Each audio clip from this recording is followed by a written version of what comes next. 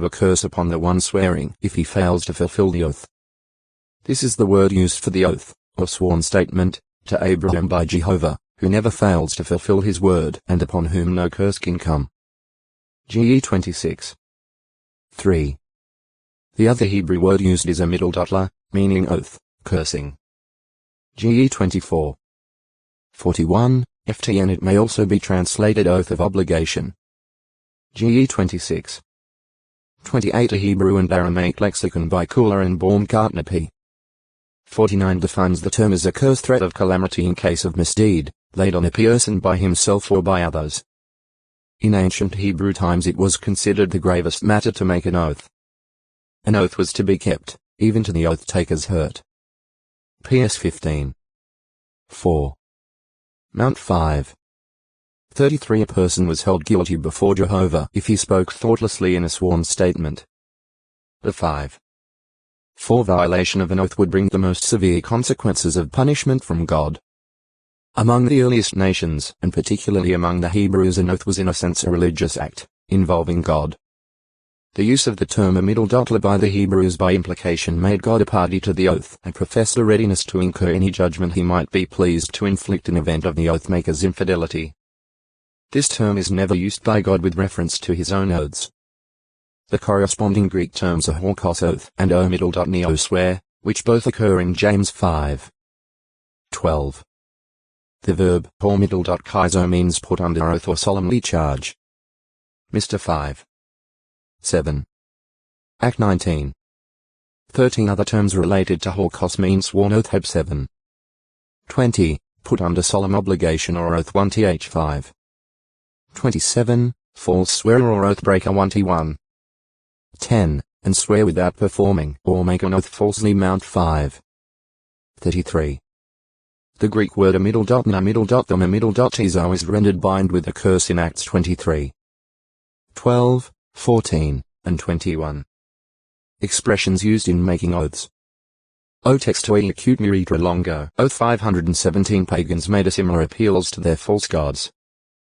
Jezebel the Baal worshipper appealed, not to Jehovah, but to God's lo middle dot him, with a plural verb, as did Ben-Hadad II, king of Syria. 1 Kai 19. 2. 20.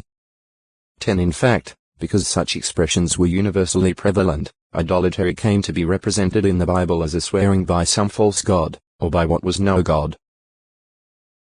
Jos 23. 7. J 5. 7. 12. 16. And 8. 14. In a few very serious cases, or when strong emotional feeling attended the solemn declaration, the curses or punishments that would attend failure to fulfill the oath was specifically named. New 5. 19-23. PS 7.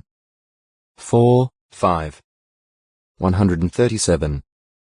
5, 6. Job, in contending for his uprightness, reviews his life and declares himself willing to undergo the direst punishments if he is found to have violated Jehovah's laws of loyalty, righteousness, justice, and morality. Job 31. In the trial resulting from a husband's jealousy, the wife, by answering Amen. Amen. To the priest's reading of the oath and the curse, thereby swore an oath as to her innocence. New 5. 21, 22. What amounted practically to an oath was often voiced by affirming not only by Jehovah's name, but additionally by the life of the king or of his superior. 1 Sir 25. 26. 2 Sir 15. 21. 2 Kai 2. 2 As Jehovah lives was a common assertion adding gravity to one's attestation of determination or of truthfulness of a statement. JG 8. 19. 1 Sir 14. 39, 45. 19. 6. 20. 3, 21. 25. 26, 34. A less forceful expression that may not have been intended to be considered in oath, but that conveyed a very serious intent and that was given for the assurance of the hearer was a swearing by the life of the person addressed, as in Hannah's words to Eli 1 Sir 1. 26. And in Uriah's statement to King David. 2 Sir 11. 11. Also 1 to 17. 55. Forms or actions employed. The most frequent gesture used in taking an oath seems to have been the raising of the right hand toward heaven. Jehovah himself is mentioned as uttering an oath in this manner, symbolically. GE 14. 22. X 6. 8. D 32. 40. Issa 62. 8. S 20. 5. An angel in one of Daniel's visions raised both hands to the heavens invoicing an oath. Da 12. 7. Of false swearers, it is said that their right hand is a right hand of falsehood. PS 144. 8. One requesting an oath from another might ask him to place his hand under his thigh or hip. When Abraham sent his steward to get a wife for Isaac, he said to the steward, "Put your hand, please, under my thigh," after doing which the steward swore that he would get the girl from among Abraham's relatives. GE 24.